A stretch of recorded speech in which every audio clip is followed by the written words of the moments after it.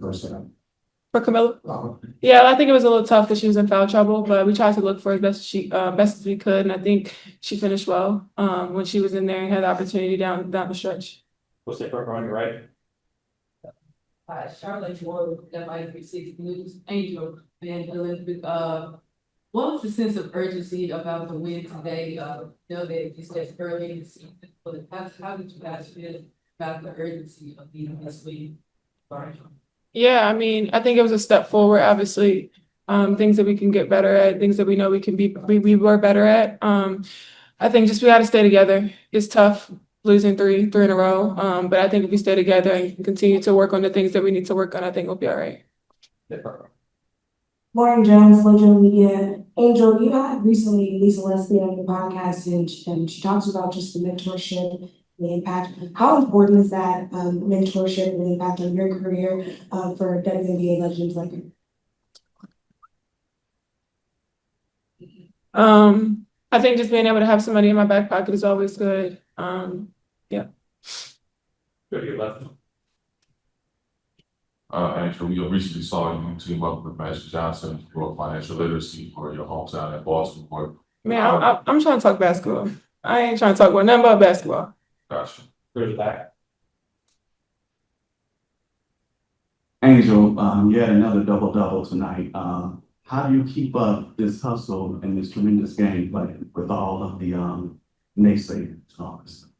I'm just trying to focus on what I need to do for the team. I know my teammates need me to facilitate and rebound and do a lot of things on the defensive end. So just letting the game come to me, but I know my teammates need me to do every night. So I try to do it as best as I can to do that. Go to the back. Hey, Jack TV. Angel, this is for you. Obviously, like you said, losing three is not fun, but how do you guys lift each other up and make sure you hold each other accountable and push forward and stay level-headed for the next game? I mean, we have great vets, Ewell, Sloop, Kia, Ariel. They've been in this league for a while, and they know what it takes to win and get over this hump. We're not happy, obviously, and we're not satisfied at all. And we're hungry for a win. And I think just taking our time day by day, we have a lot more games left, and just being able to stay poised. Go ahead, Brian. Question to you, Will. I just want to get your thoughts on just on defensive identity and just kind of what you're seeing out there right now. Yeah, I mean, I thought we were a little more disruptive today than we've been in the last couple of games, but we did let their runs go on too long, and I think that's really what ultimately hurt us outside of turnovers. So defensively, we want to have the identity of being aggressive and pressuring the ball and being disruptive. And like Angel said, it's early. We're just going to continue to grow and build. I mean, we have literally 41 more games. It's like a whole nother season. So, we're trusting the process of what we're doing. Right. Angel, you had a large contingent of fans here tonight in LA. How have the fans on the road and around the W really supported you and helped you throughout your career? I think the sixth man is always important. Being able to feel the love everywhere we go is always great. I think it helps us keep our intensity up, and we feed off that energy. Just being able to stay locked in and focused and kind of ignoring the outside, but also hearing the claps and the encouragement, because I know a lot of people do believe in us, and we're going to continue to fight. I think Chicago, we have a long way to go, but I think we just take our time and day by day and then just continue to put our heads down and work. What do you both see as the biggest challenges that you guys on the court to be able to just, speak out that first one, for this season? I mean, I think we have to offensively just take care of the ball, value possessions, move it. When we get good possessions, we're scoring off of them. And defensively, again, just being disruptive and not letting people play with the flow. I think that'll help us with our pace and playing the way we want to play. I thought we got some good production from our bench today.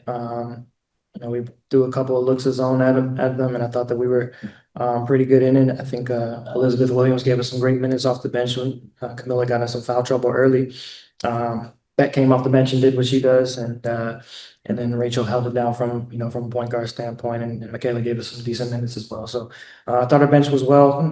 Courtney obviously 34 minutes, a little high for what we're anticipating, but with Haley down tonight, it's kind of what we went with. But she played as well as she could have for tonight. So yeah.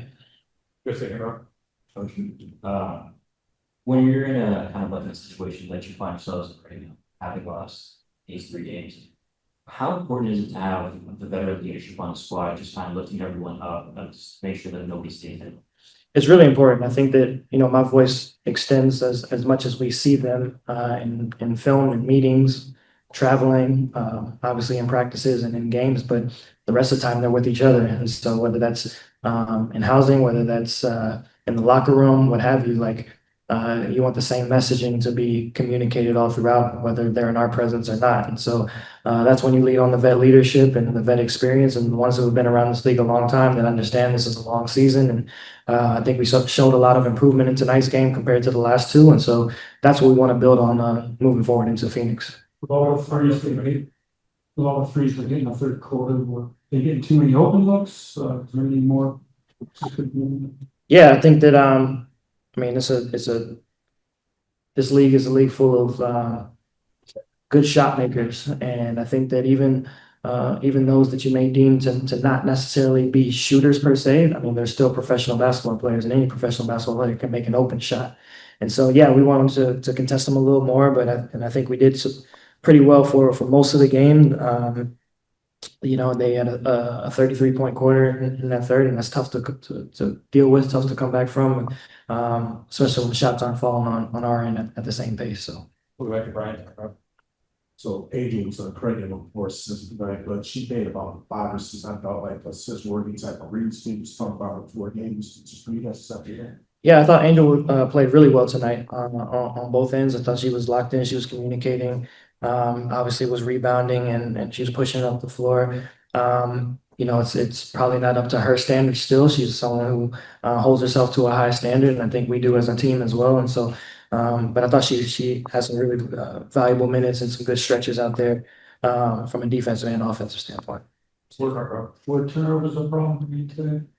Yeah, I mean, they scored 17 points on our 17 turnovers. So yes, turnovers again.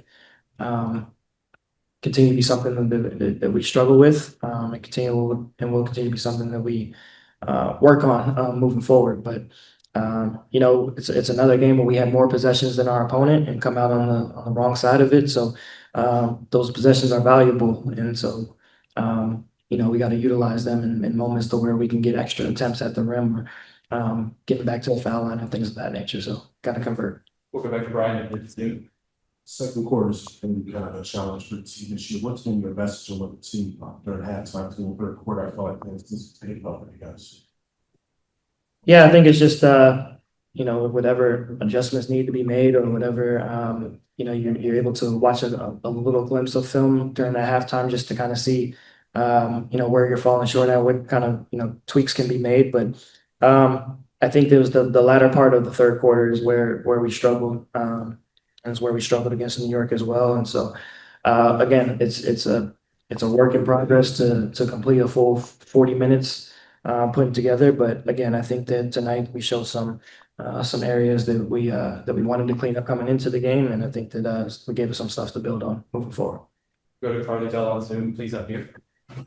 Hey, Coach Marsh, when you have 3 games here in about 6 days with so little time to practice in between, is it kind of beneficial to kind of be able to not have as much time to be able to kind of flush everything mentally that's been going on in these 3 losses and move forward? Or how do you approach, playing so many games in such little time this week? Yeah, well, you're not going to fix everything in a night or in a game, and so I think that you take the most pertinent things from this game to learn upon, to watch on film, and to try to improve on going into the next one. And I think after that, I think it's about keeping your bodies healthy and fresh and getting the proper rest needed so that we're at full go going into this next stretch of games. And then when you look at your perimeter defense, especially in that third quarter, what are some things that you believe that you guys can do with your defensive identity to limit the amount of attempts that are coming at the 3-point line, especially later in games? Yeah, I think it's just continuing to be to find ways to be on the same page. We do a few different coverages in tonight that we didn't necessarily use against Indiana or against New York, and so it's it's making sure the communication is there, making sure we're all on the same page, and then rotating out the shooters. And I think that, you know, in the way that the league is nowadays, teams are playing a lot more spread out. And so it becomes even more vital that you're able to, that your rotations are on point so that you can get out and contest those threes, you know, to those prolific shooters, especially someone like a Plum or an Azare. Thank you. Please unmute. No follow-ups, please. Much more points in the paint tonight for you guys. How much of what we saw in the paint, especially with Angel and Camilla, was design plays versus just play action, what we kind of saw, what the defense gave you? I think it was a combination of both. I think our guards also kind of made it a point to attack downhill and to get into the paint. It's an area that we felt like coming into this game that we could use to our advantage in different ways. And so I think, you know, 50 points in the paint is something that we, you know, we want to continue to see and figure out how we're able to utilize that. Both our bigs and our guards are able to do that. And so, yeah, it was a point of emphasis coming into it. I think we did a decent job with it. And we just got to, when we can combine that with knocking down some shots, it's kind of been a tale of two sides for the last 3 games. Attitude in the Shooting locker room. well from 3 and haven't necessarily been attacking the paint much. And tonight was a little bit of the opposite. So. Thanks, everyone.